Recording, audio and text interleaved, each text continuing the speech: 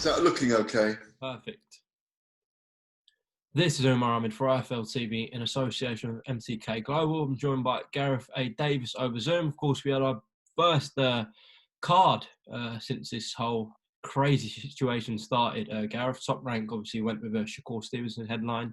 Not the most competitive card, Gareth, but, you know, what else can we expect, you know, on the first card back?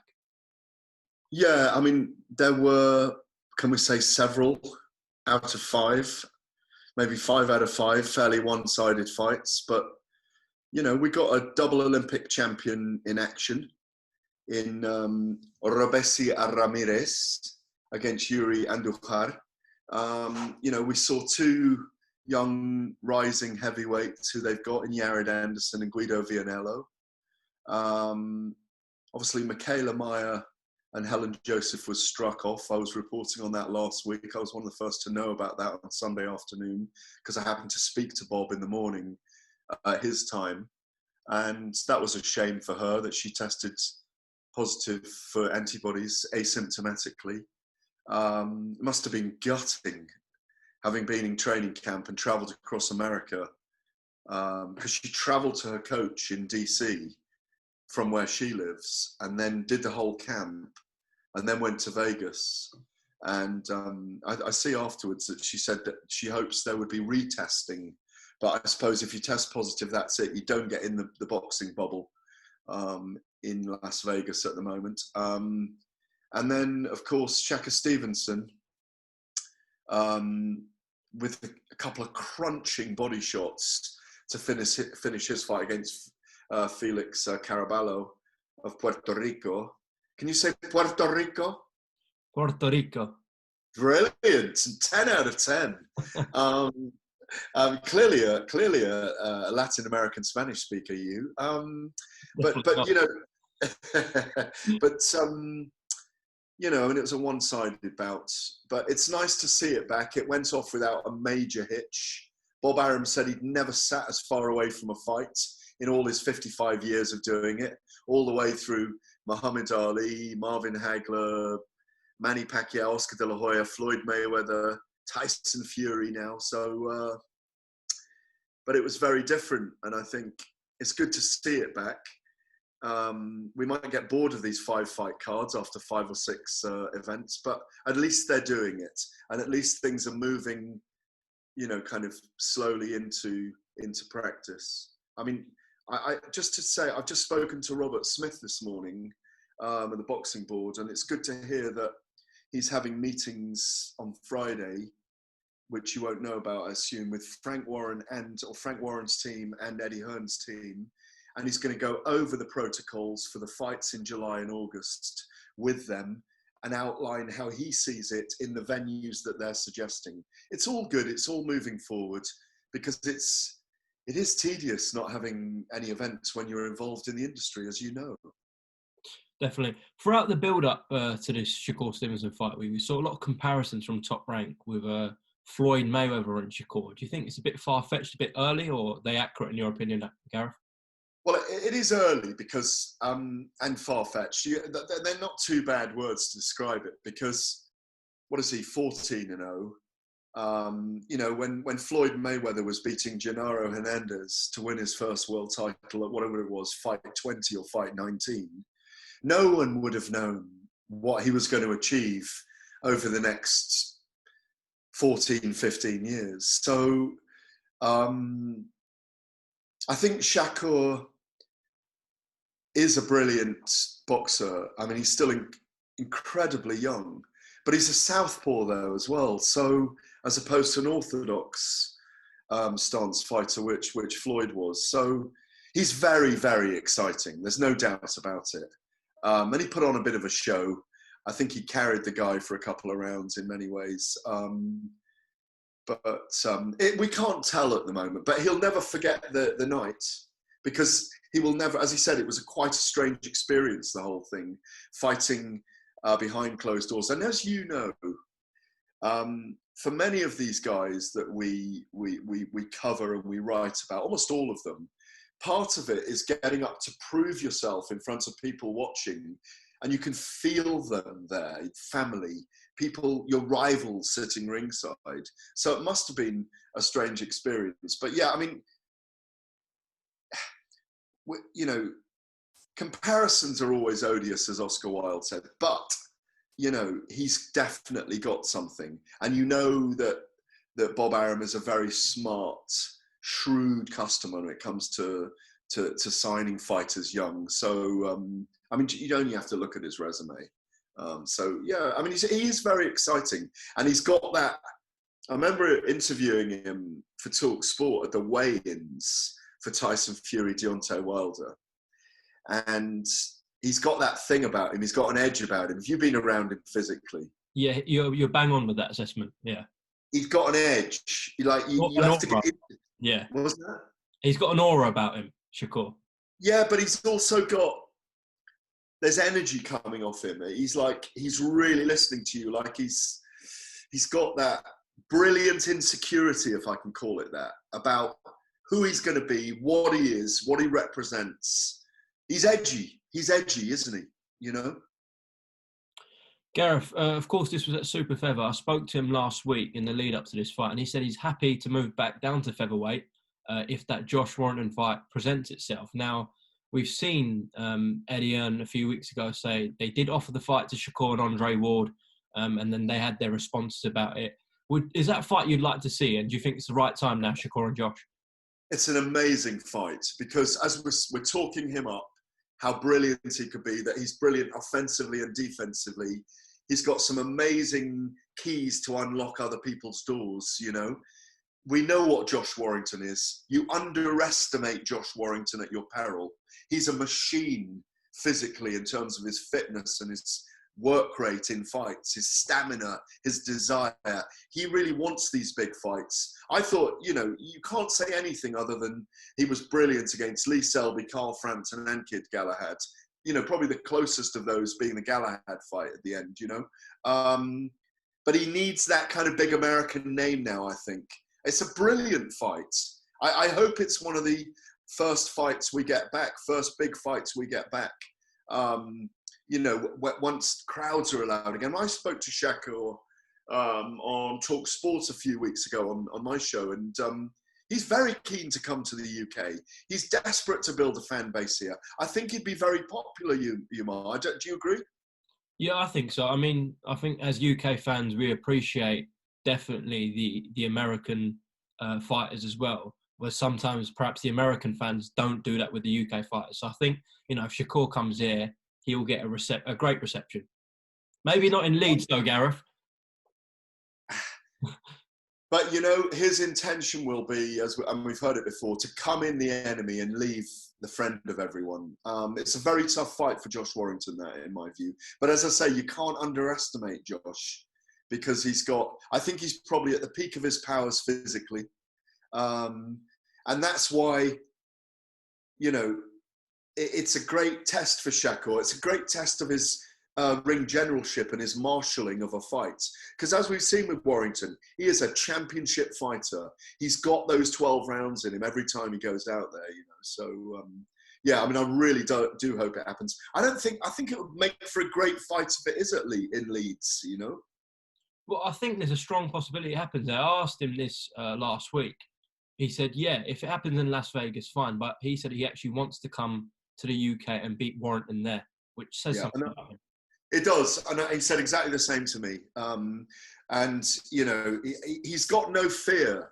He's got no fear of traveling. He's got no fear of taking people on in their own styles, in their own backyards. And I think that's the mark of a guy who's so confident in his own ability, will travel, take his bag and travel. There's no question that he's going to be a road warrior. And I think it's a sensible thing to try and build his standing in front of a British audience as well, because, I could see him on a Tyson Fury undercard as main event as well. Maybe he deserves a main event himself, to be honest. But yeah, he's got it. There's no question about it. Well, it's nice to talk about some boxing. It's been ages. Of course, prior to last night, a lot of the talk within boxing and nationally, really, Gareth, has been about Anthony Joshua's speech. Now, people will want to hear your opinion on this. It's caused a lot of controversy. Some people are backing him. Some people are calling him a racist about what he said. What are your thoughts on his speech, Gareth? Well, I think it's been misinterpreted by some people. I mean, as you know, I've known Anthony for 10, 11 years, and he's a role model. He really is a role model. And I think what he said was about supporting, just supporting a section of your society so it does grow. I mean, you have to put it in context with everything he was talking about, from stop the gang culture, everything he said was positive. I'm not going to sit here and accuse Anthony Joshua of being a racist, because this is a time, on a personal level, I spent so much time thinking about this over the last couple of weeks. I'm not someone that posts on all these things because I just want to be really informed. I want to read. I'm doing a lot of reading. I'm listening to different people. There's some brilliant stuff being put out by people. And I'm going to throw this back on you because I want to learn about my own friends and how they have perhaps grown up, kind of experiencing things that it might have made them who they are today, but maybe things that I haven't experienced myself. So I want to learn from people I'm close to about things that we've perhaps never discussed before because they haven't come up till now. And that's what's happened. This has come up. For the first time. I was a tiny child in the 60s, so I don't have any recollection of that movement in that time. Vicariously, I've kind of lived it through writing about Muhammad Ali and interviewing people around him and what he did in that time. But even in the last 4 or 5 days, I've spoken to Johnny Nelson, Dave Caldwell, an MMA coach, Dean Amersinger, they're all black. And try to find out about their experiences. Dave Alorca sent him a lovely brotherly message the other day. You know me and him, we're like brothers. And I'm just trying to it's really important, I think, at the moment, not to take it personally. I was talking with my daughter about this last night. She's very bright on these things. Not to take it personally that I'm under attack because I'm white, but to look at systemically at the system that we're all growing up in to make sure there are equal opportunities for everyone. That's the answer I can give you at the moment, I mean, I'd like to ask you now, what are your experiences growing up in our world? Because at the end of the day, for 30 years, I've worked around an industry that we are a lot of colours. Do you know what I mean? And there are a lot of ethnic, what I'd call ethnic minorities, immigrant communities. People grow out of those communities. All our fighters are natural fighting spirits. So their experiences for some of them, may have shaped why they box. And some of it may have been down to the way they were treated because of their skin colour. I mean, what about you in our industry and growing up yourself? Well, for one, in this industry, absolutely not. I have not experienced anything. I think if you speak to people in boxing, it just doesn't exist in our industry. And, people are completely against it. In terms of life, I've been fortunate. Growing up in South London, it's very multicultural, right? There are as many white people as there, black, brown, etc., etc. So growing up here, fortunately, I can say I've never, in life, like from person to person, I've never experienced or felt I've been mistreated because of my colour. Now, I'm not saying that's the case for everyone. Of course, that's not. People of my skin colour or darker toned, of course, will have experienced numerous amounts of times where, they've been mistreated because of their colour. And I think in America, it's still more prevalent. And in the UK, it's still strong. Of course, we see clips on social media where this still occurs. And perhaps, hopefully not, but carrying on in my life, I might experience it. I haven't yet, but I might. But I think I'm perhaps a rare case in this, where I'm fortunate enough to not have experienced anything. Whereas I think if you speak to a lot of people of my colour or darker colours, they will say they have. So that's just my own one. But I think I'm in actually the minority where I haven't experienced any, Gareth. Well, one of the things I've tried to do through this is not so much watch clips on social media as try and read bigger bodies of work at the moment. And because it you know, when you look at things going viral on social media, it's skating the surface quite often. Do you know what I mean? Yeah. So I'm just trying to look into deeper levels, you know, like the nuance of the difference between, like, if you watch too many clips on social media, on Twitter or Instagram, it looks like there's riots going on everywhere. But it's not, it's protesting, not rioting. You know, obviously there have been kind of, you know, incidents of violence that have broken out, police and protesters. But it's a really not, you know, if I'm going to be called privileged, that I have white privilege, that's a term that's being discussed at the moment. The nuance that I really want from this is, if I am privileged, I want to use my privilege, my educated privilege, to be informed. Do you know what I mean? Just to be informed about how other people feel, because, you know, it's the distinction between, this is a serious chat for Wednesday morning, isn't it? No, but it is serious at the moment. It's the distinction at the moment between hashtag mental health, hashtag all lives matter, hashtag Black Lives Matter, you know, and I think that's the focus at the moment. So let's focus on that. Do you know what I mean? I think it's very complex when you begin to debate, you know, what happened 300 years ago, what happened 5,000 years ago, how different empires, loads of empires, have subjugated other people, have subjugated other races. It's something that's wrong in the human being, frankly, you know. But at the moment, the focus is on how people of color are feeling in societies where, for them, they see a distinction with, systemically, it's set up to suit other people of other colors, and we shouldn't be judged on our skin color. That's the point. You know, you know me well enough, and I know you well enough, that we love cultures and colors. It's part of what, it's part of the rich fabric of the world that we inhabit in our working lives, but also culturally.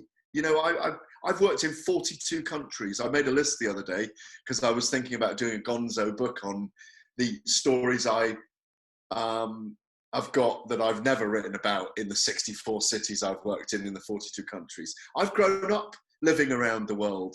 You know, I've lived in Asia for a few years. I've lived in several African countries growing up, all over the world, with my parents who were traveling and working all their lives. So it's a really, really important time to educate oneself on every side of any divide. And I think it's going to make your kids, you got kids? I'm 22, Gareth.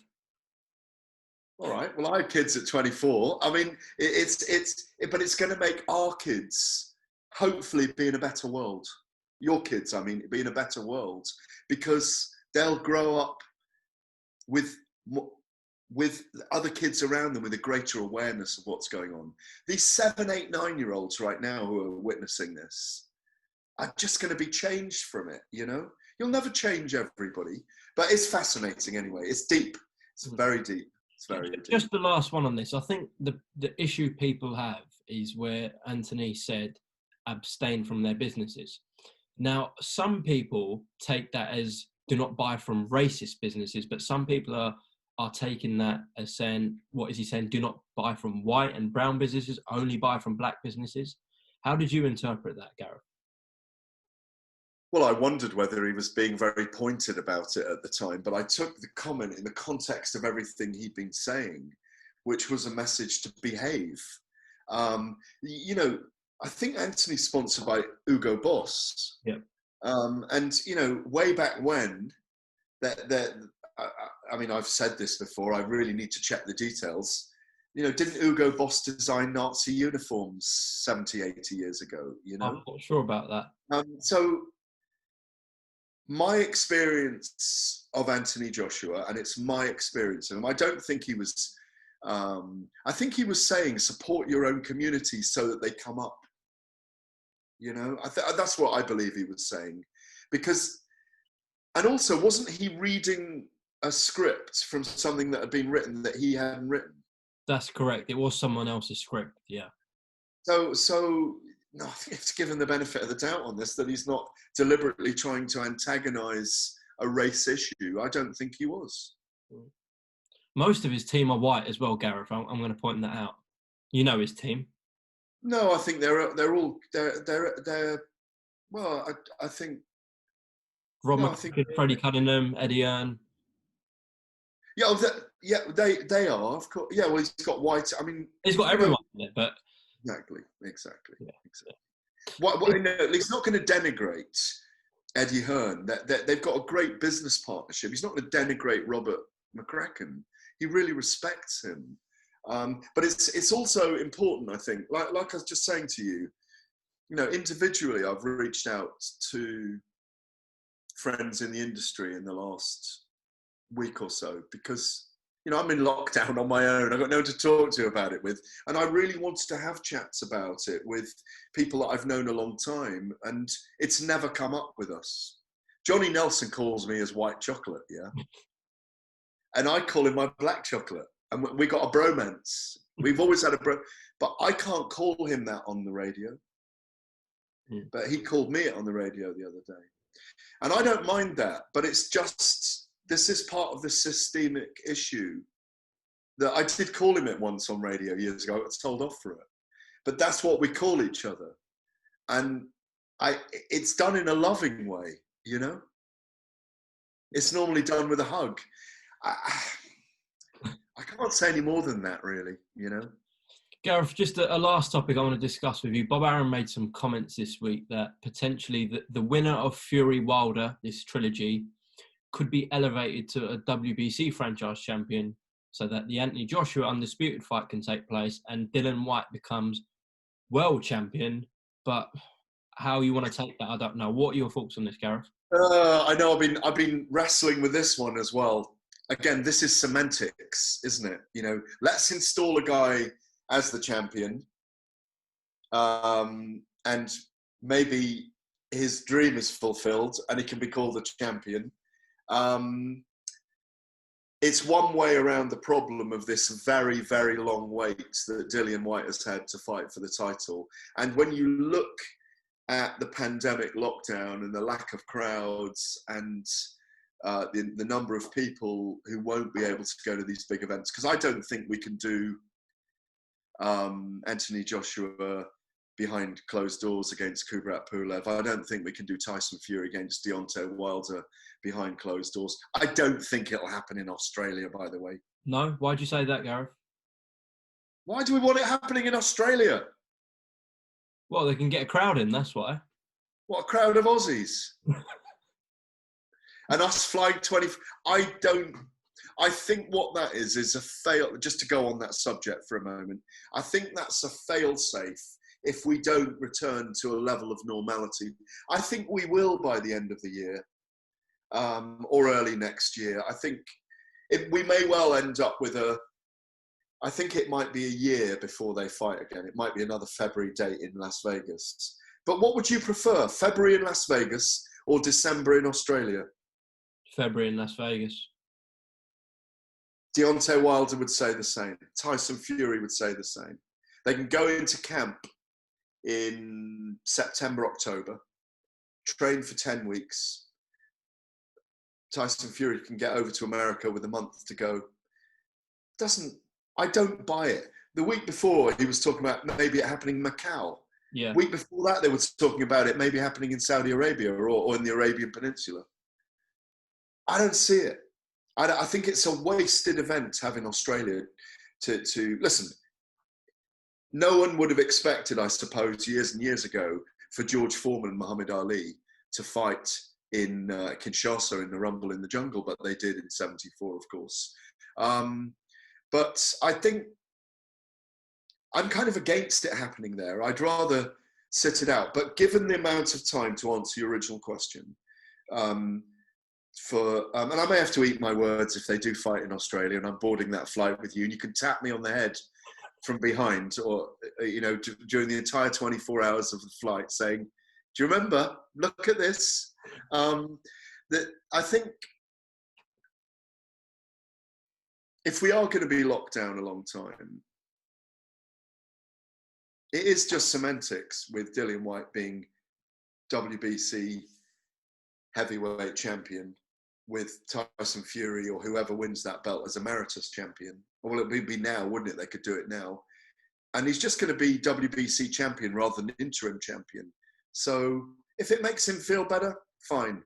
But we've all got to go out there and explain it. But it doesn't make him the champion. He's not the WBC champion till he beats either Deontay Wilder or Tyson Fury or whoever holds it at the time. Do you think there's a lot of people? I think this is an interesting one, and I know you've got to go and you've got to post this and so on. But people have really opened up now on the debates between Dillian Whyte and Deontay Wilder, especially since the last performance, with Wilder being kind of, dismantled in many ways by Tyson Fury with game plan and with his tenacity in that fight. How do you see the Dillian Whyte, Deontay Wilder fight going down? I'll tell you once we've ended the recording, Gareth. Okay. I think it's a really, really exciting fight, actually. Oh, it's a good fight. Really, it's a very, very good fight. Yeah, because who do you make favourite in that one, Gareth? Well, who do you make favourite? I think margin. I make Deontay Wilder the margin of favourite. You can't compare like for like. I mean, Dillian Whyte is a completely different boxer to Tyson Fury. Dillian comes for a fight. It's a bit of a shootout in my view, that fight. Okay. But I think, Dillian's got better and better and better. It's an intriguing fight. I can't pick a winner right now. I need to be around them a bit more. Maybe even in Fight Week. Before I let you go, Gareth, because you've spoken about locations, about Macau, Australia, if we do get Fury Joshua, have you just accepted the fact that goes to either Bahrain, Saudi, Qatar, a Middle East region? Have you accepted that? You know me, I haven't accepted that at all. Of course I haven't. The rightful place for that fight is in the UK. Or, no, it's the UK. It's Wembley Stadium or Millennium Stadium if it's, in Cardiff, if it's that time of the year. It's a massive event covered by all the BBC stations, all the TalkSport stations, all the radio stations, all the news stations, all the papers, with hundreds of journalists from all over the world. It is the biggest fight we will ever have had in the UK, in my view. And no, I'm campaigning for it to be here. Let's make it big enough that the pay-per-view numbers make it 4 million or whatever in the UK, that the event's sold out, that tickets are more. Do you know what I mean? Because people, it's a fantastic fight, bringing together two heavyweights over the undisputed heavyweight crown.